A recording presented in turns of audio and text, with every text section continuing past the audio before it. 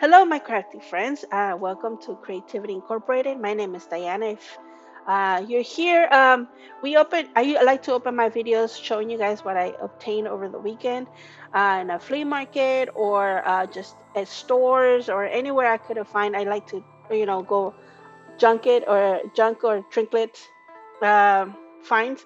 I found these leather scraps and dog collars, and I feel like these dog collars would be great, like to close up books or like cut it up or even use it as is. And I really like them, like the patina of them. Anyways, and some old vintage stuff that I'd like to share with you guys. The clock is very awesome. For today's project, I'm going to use one of those boxes that they're storage boxes, and this one just happened to not work for my teenager anymore, so she threw it away, but I thought I'd pick it up because the cardboard is excellent. So what I did is I started tearing it apart and taking away, like stripping away this coating on it. Okay, so I after I stripped it down of the paper, I cut it into half. So I mean, not the paper, the board. So I stripped one down, but then I cut it in half. This is gonna be my covers of my book, and I started designing where I'm gonna do the little reliefs.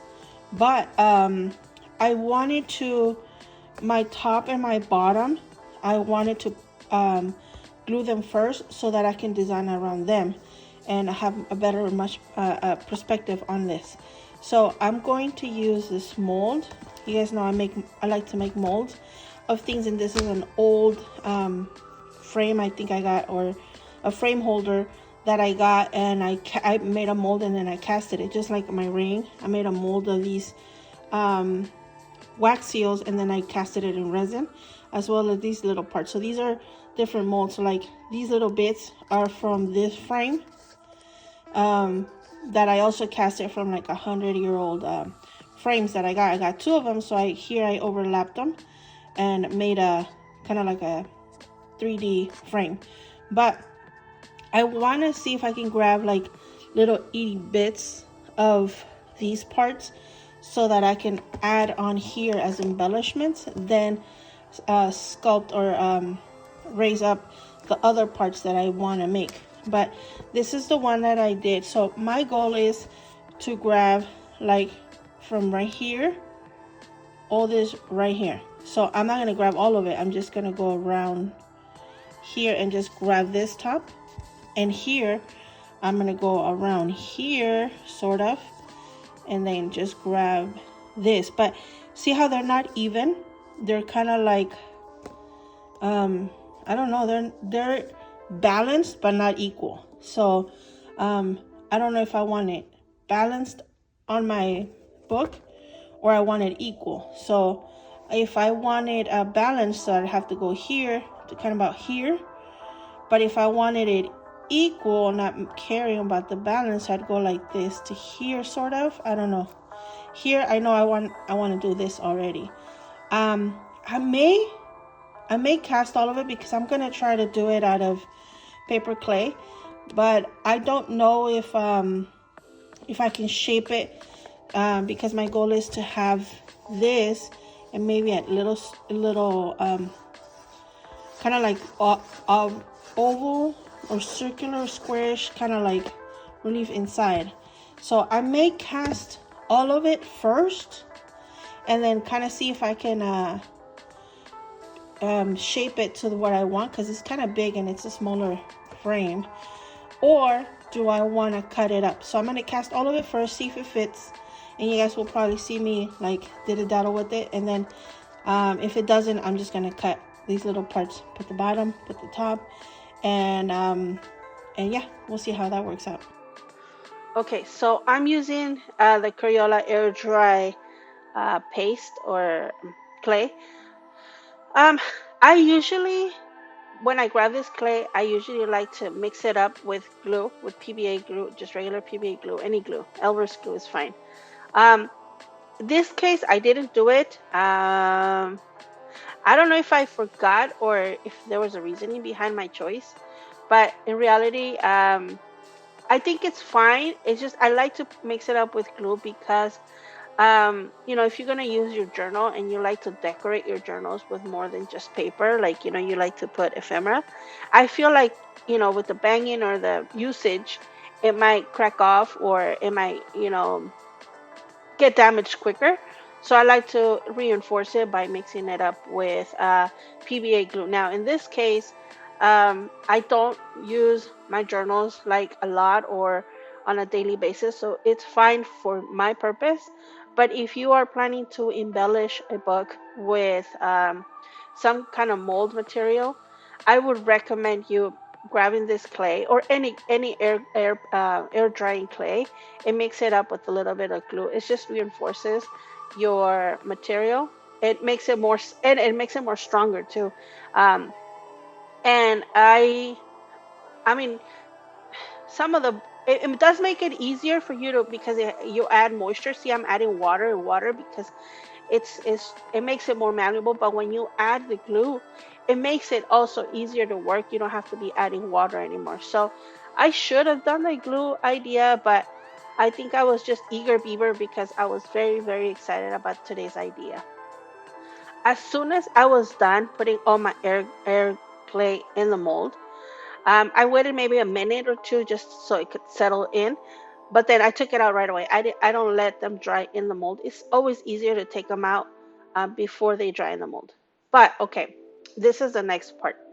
Because I didn't mix it up with glue and I glued it before it dried, I knew there was going to be cracking. So keep that in mind when this clay does shrink, and but it doesn't shrink as much when you mix it up with glue. That's something I discovered because if you've been here in my channel before, I do this quite often. I decorate my books or I embellish my books with this air clay. Um, it it um it cracks it makes since it makes it stronger, it doesn't crack it as much. And actually there's some books that have no cracking at all. So if you want that no cracking, I suggest you mix your air clay with glue. Now, if you like the cracking, which in my case I do, for some projects, like for this one, I did want that cracking. Now about the glue, I think, I did forget to put the glue. I don't know um, if if um, if I had it in mind. I did this about a week ago, so I don't remember my mindset then. But um, I think I was just eager beaver to get started. But anywho, um, I when I was gluing it down, I did know that I was gonna crack, or I was expecting some little crackage on this project.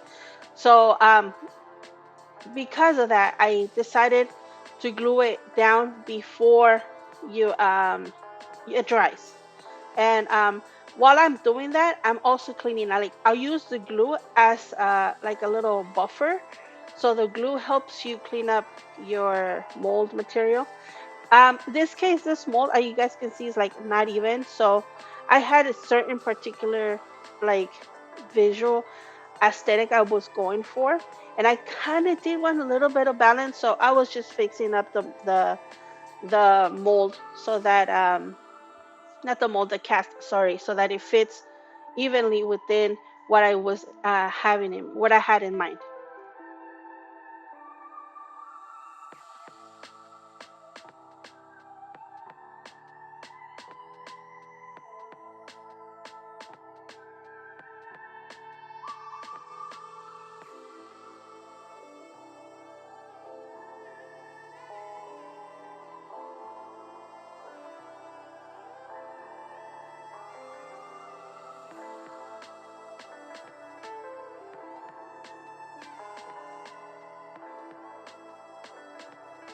After finishing the cover, I moved on to the spine.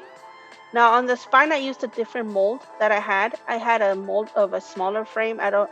There's a video on how I did that one or when I did that one. I used it on the mushroom art that I did. So I grabbed little pieces of it and I just used it as an embellishment. Now I'm going to make a sculpting paste. This paste requires um, glue, PVA glue. I use Elmer's glue. I gotta get me a smaller bottle because this is ridiculous. I keep on wanting to get me like a nice bottle. I don't want like the school bottles because it doesn't go with my aesthetic. So I don't. It doesn't please me to use it, and I like buying like my tools to use them. Anyways, I verted from the subject. I used PVA glue. I used gesso, and I used paint. Now, because I wanted a certain particular color, I wanted to mix these two colors. Now, remember when you're mixing acrylic, well, when you're making this kind of pastes, the color dims down a lot because the glue, even though it's colorless, it dims it down to a lighter color, like an ashy color, because of the gesso. Anyways, you need some fibers in your mix, in your paste. So in my case, I'm going to use toilet paper, but you could use. I recently saw a lady use diaper filling, and I thought it was a great idea. My grandson is here all the time. I was like, ooh, I'm gonna steal one of them. But okay, if you wanted to use the fiber from the diaper filling, it has to be without the gel, without that blue coating on it. So if you open the diaper and you see like blue on it, so like the water absorption gel, don't use it. It's not gonna be good. It's just gonna like, I think, harden your mix. After you're done shredding it as smaller as possible, what I did is I put it in this bag just so it doesn't, so it's easier for me to like break up all the paper and mix it up really good. I was just sitting there watching TV and mixing it up and playing with it, like, kind of like a fidget. I almost enjoyed it. Anyways, um, okay, I thought about for a minute not to show you guys because it's a little embarrassing, but this is what I did. It's my fail of the year. I was going to do the henna thing, where you put your stuff in like one of those acetates, make a little cone, kind of like to decorate the cake. And I was gonna press it down. But here's the thing. One problem is I made this cone way too freaking small. It's ridiculous how like the paint kept on coming out the wrong end. I was so frustrated. Okay, part of the problem is I put too much paint and the thing was too small. The second problem is this: the hole where everything should come out of, I made it super tiny because my goal was to make little strips, right? But um, I'm like looking at the video laughing at myself. Laugh with me, people, because this is so funny. Um, I gave it many tries. I tried to take some out, but because the fibers and the gesso and the paint and all of it, made a really nice paste. It's a nice consistency, but it's thick, and the hole was like, pretty small. So, needless to say, it didn't work out. So, what I went ahead and I grabbed a needle and just grabbed a little bit of paste, poured it on there, grabbed a little paste, and kind of like, played a line with it. And it worked out great. It's just, it was a little too lumpy for my taste for what I was going for. But I think, like looking back, I think it's part of the beauty of this process. I did end up liking how the lumpiness, kind of like the material of, I don't know, it's not smooth. Like if it was like a solid straight line, it's not. It's lumpy. So it, I liked it. I liked it. It gave it a nice texture and it gives it a nice visual. So I did enjoy that. It was a little lumpy. You guys see? This is how it is. I let it dry for the next day, and I think it looks great. It has a nice texture to it. Anywho, the centerpiece of, I mean, not the center, the spine piece of this book is a two-part. Partly because in the middle of both of them, I want to sandwich a little, sort of like a hinge.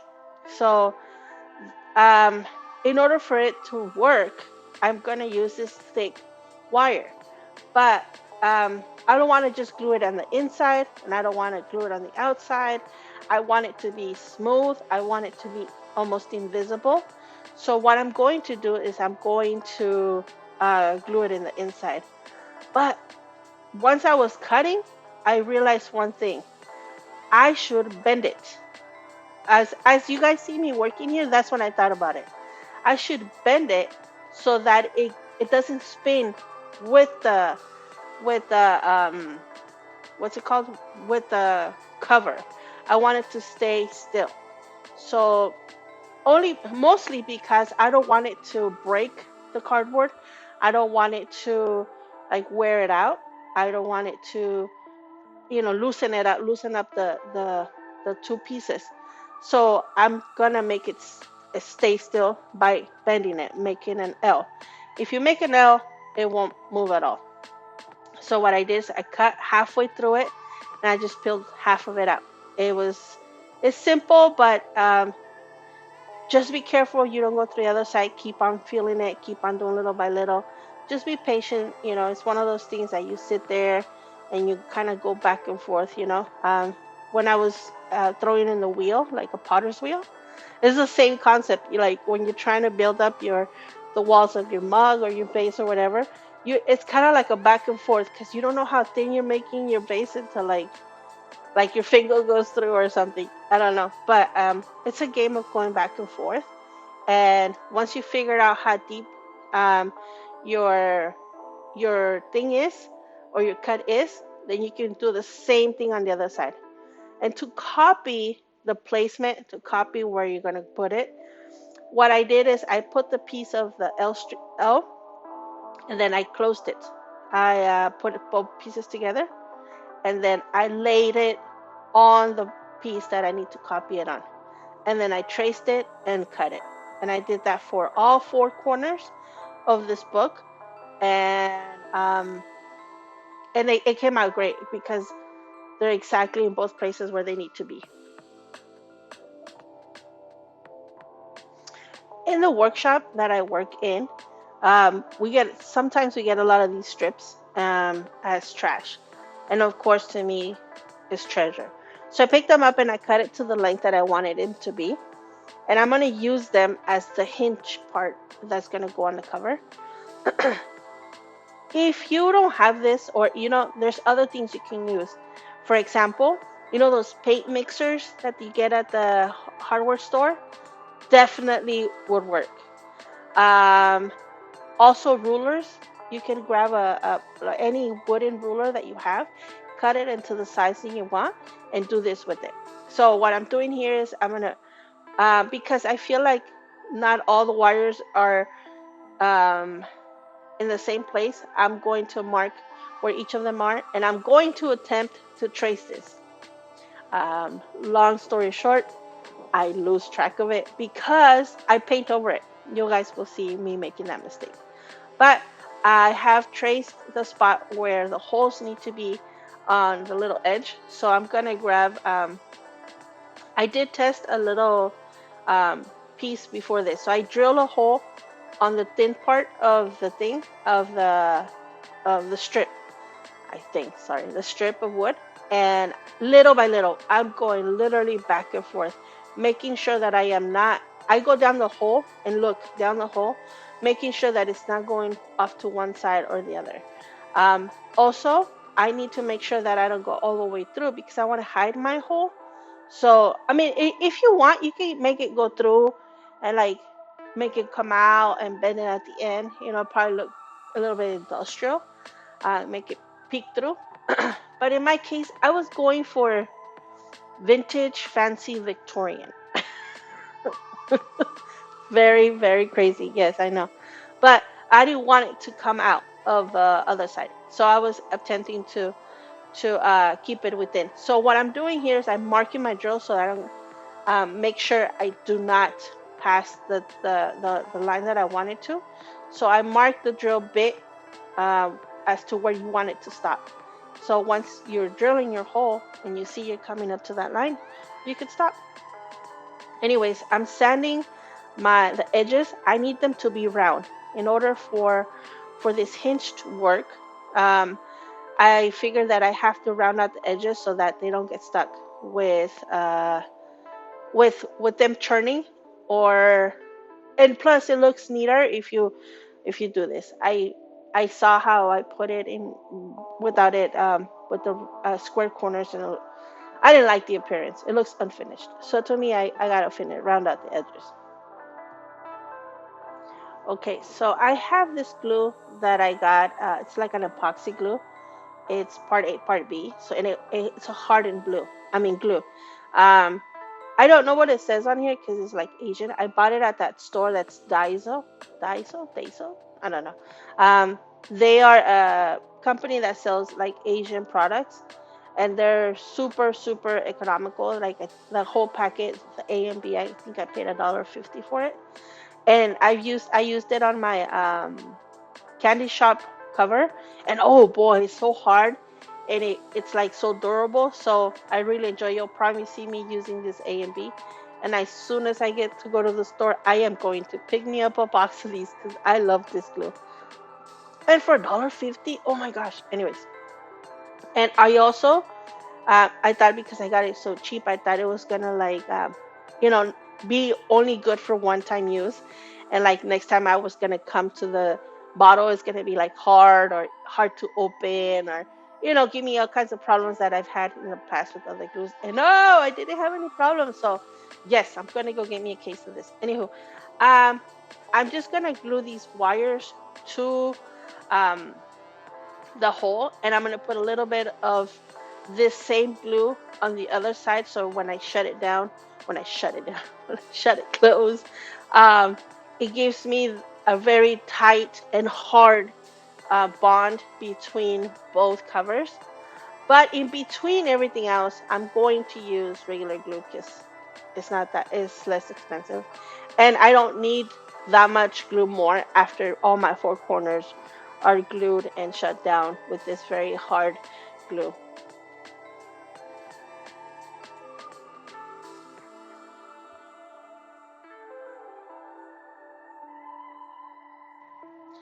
My next step is to make whatever's going to go in this hole, right? Um, the theme of this month is going to be spring. But for me, spring is more than just flowers.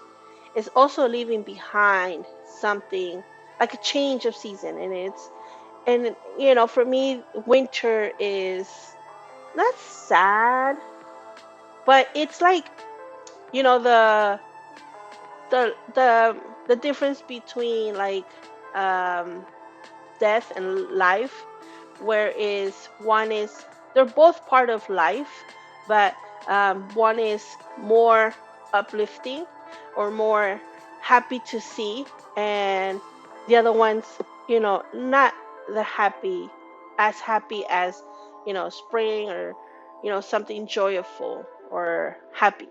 So for me, when we're trying to come from summer, I mean from winter and into spring, I see like skulls and flowers, because it's not that it's death, it's just kind of like a rebirth. Not rebirth, because I don't see that. I see it as change, or the difference between um life and death. I don't know. I hope you can understand what I'm trying to say here with my months team. I know that it's a little different than what I usually make, but for me this is what represents spring. A mixture of skulls and flowers, the rebirth. I mean, not the rebirth, the living and the dead, and kind of like coming together and be one, united. So for me, that was the book cover. To me, that's the theme of this month. And I wanted to make a hummingbird skull. Now, because hummingbird skulls are literally 1 inch, like literally 1 inch long, including the peak. Okay, the peak itself is like a little bit over half an inch, and then the little head is like less than half an inch. It's like impossible, because if I would have made something out of clay that size, you can't see it. Now, granted, I made my flowers really big, and then plot twist, um, I liked the flower and the skull um, cover that I wanted to do. I am still a week later rethinking this whole cover. Not the whole cover, I mean this whole decoration of my cover. It's not what I had in my heart to feel like. Because sometimes when I'm making something, I want it to make me feel a certain way, not necessarily visually wise, but feeling wise. So I want my cover to make me feel a certain way. And so far, only half of it is making me feel that way. So like whatever you see on screen right now, that's what makes me feel like yes, I'm almost there, but the skull and the flowers don't make me feel how I want it to feel with this cover. I create a lot of the times based on feelings, not because I wanted to see something or I had a vision, but I had a connection with an idea, and my heart seeks that connection because it's in my head, but now my heart wants to connect with it too. So that's where I'm going with this journal. This journal, to me, I have been thinking about it for months, literally months. I've drawn it in different ways in my head, and as it always happens, when you think about it one way and it completely kind of changes at the end of it, but you're embracing every change, and at the end you're happy. um I had so far I've embraced every change that I've done with this journal, but now with all this to say that flowers and the hummingbird are not making me feel how I wish my journal was making me feel. But process is there for you guys to see how I make this journal, for you guys to grab the idea, run with it, fly with it, skip with it, and share with me what you guys make. If any of the crazy ideas that I give you guys, if you guys like them, share them with me. I have the Facebook and Instagram, and you guys can tag me or send them to me. I would love to see you know uh, the ideas that I present to you here and have them fly in your hands. Anyways, um, I have made a coat. I have made a coat of what I usually do, which is a little bit of glue, a little bit of gesso, and the color that I'm doing. So I did 2 coats of that, and then what I'm going to do is I'm going to gold leaf all the raised embellishments that I did. Now, I bought a little case, a little, not case, what is it called? A little container of like gold leaf remnants or reminiscence, whatever. So they're little pieces, right? And so you put a little glue and you put that there. But if I tell you I spent like 100 million hours putting this thing on, it's because I spent 100 million hours putting this thing out. I literally had to like put little pieces, little pieces. I now, okay, I used to see how people would like gold leaf with this big old sheet of like the gold leaf and like just rub it off, and like all this gold leaf was like wasted, right? And I'd be like, what are you guys doing? That's a lot of wasted material. And I'd be like feeling hurt or personal about it. And in reality, now I see why people do it, because it just would have been so easy if I would have gone with my brush, with my glue, and like painted all my little things, put a leaf on it, and then blush it all away. I totally get why people do that. I will not judge anymore when I see people doing all this wasting with all this leaf. Anyways, lesson learned, people, because I spent honestly like, I don't know, 2 days, 3 days doing all of the little edges of all these little ideas I had.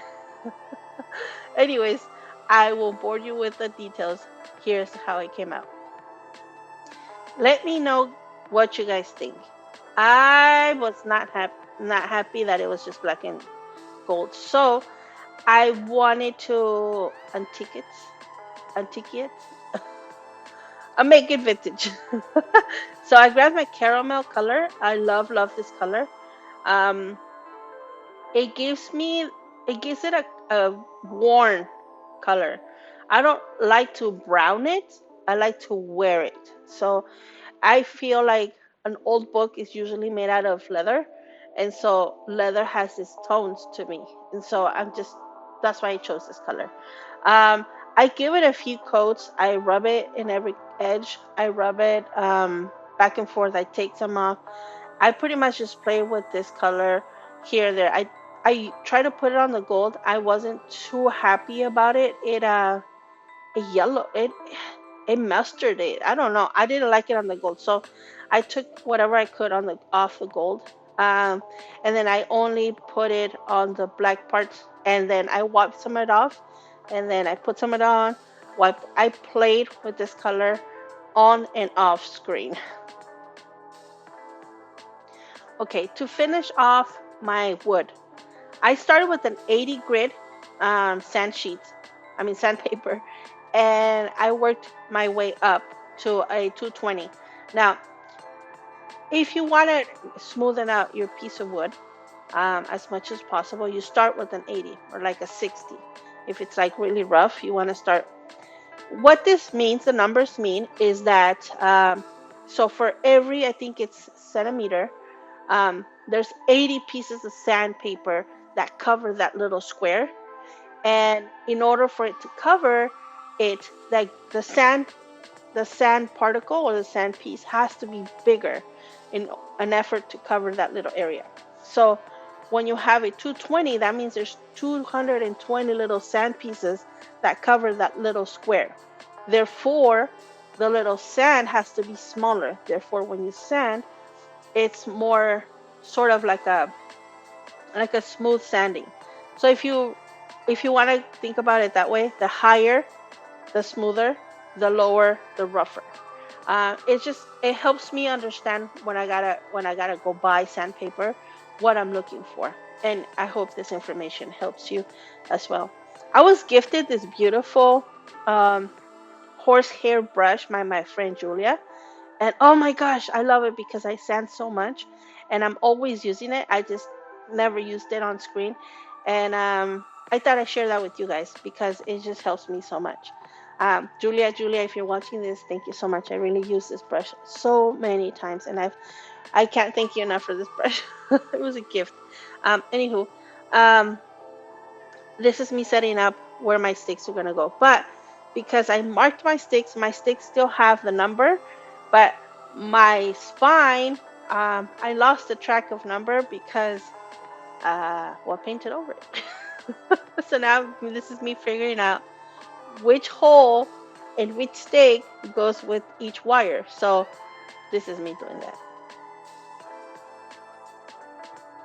Okay, so I think I figured out where each of the sticks go. But to know for sure, I decided to put my cover and figure it out. I covered the inside cover with the scrapbook piece of paper.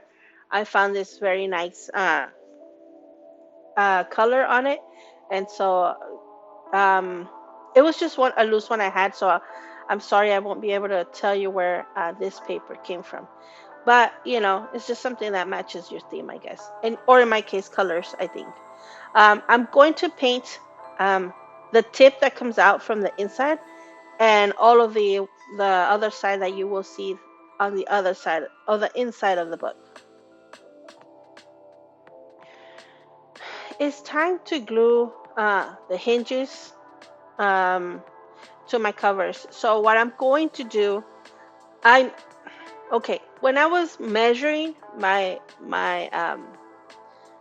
where it's going to go on the spine, I think I cut a little bit too low. So like I went too down on my spine. If you know that little L piece, I wanted my piece of wood to sit on top of the spine because if I feel there's a play, it goes up and down, and I don't appreciate that play. So I decided that in an effort to avoid that, I'm going to push it in a little bit, even if you see a little edge of the paper on the other side. And for me, it felt like a door, like those old vintage doors where you have that piece of wood in the middle. And I didn't like it so much, but it's so little of it, you can't see because I did the even split on both sides. So it's just a tiny little bit. It's probably like I don't know, like 1 centimeter or something. I don't know, it's so little. But before I glued it down, because inside, in the inside, under that scrapbook paper that I put there, remember there's that coating. I didn't completely finish off stripping the whole cover because I didn't want to play with the integrity of the cardboard so much. I took the damaged or the ugly part out, or the uncleaned one, just so that things would stick to it, but not all of it. So make sure you score it before you glue it. And I did that to all four of my strips. And um, it was time to build up on that little center, or my little centerpiece of my cover. And I wanted a little background to it. So I'm going to rub in a little bit of greens and keeping on that brownish that I did. So I'm not going to do so much green, just a little bit here and there. I decided to start gluing my pieces down. I was thinking I was going to paint them first, then glue them down, but I glued them down so that I could get a visual of what colors to use, because at this point I still don't know how I'm going to paint the hummingbird or the flowers.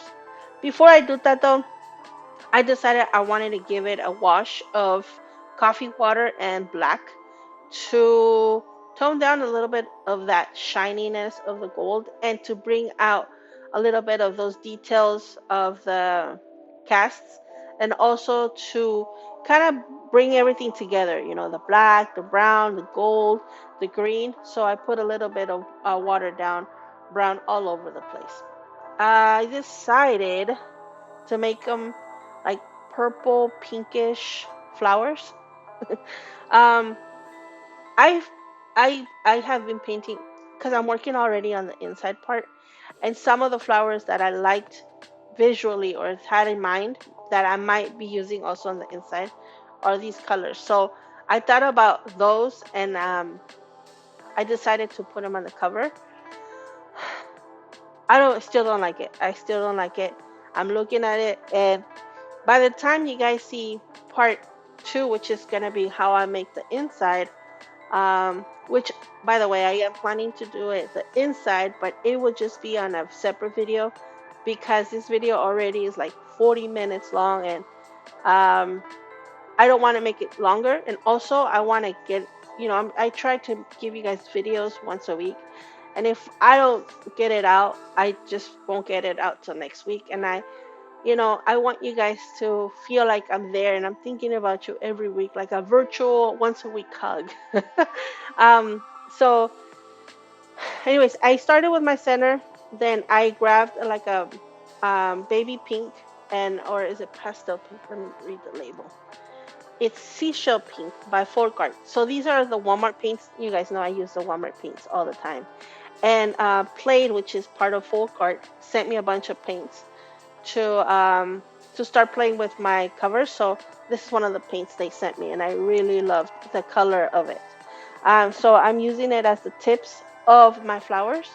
So I'm also mixing that pink that pink color with a little bit of coffee water. And I decided to tuck in a lot of moss in between the flowers. I also did a lot of like little things that my kids pick up for me. You guys know I like to use those. So I put a few here and there of pine cones and stuff like that fall off tree, and some moss. Um,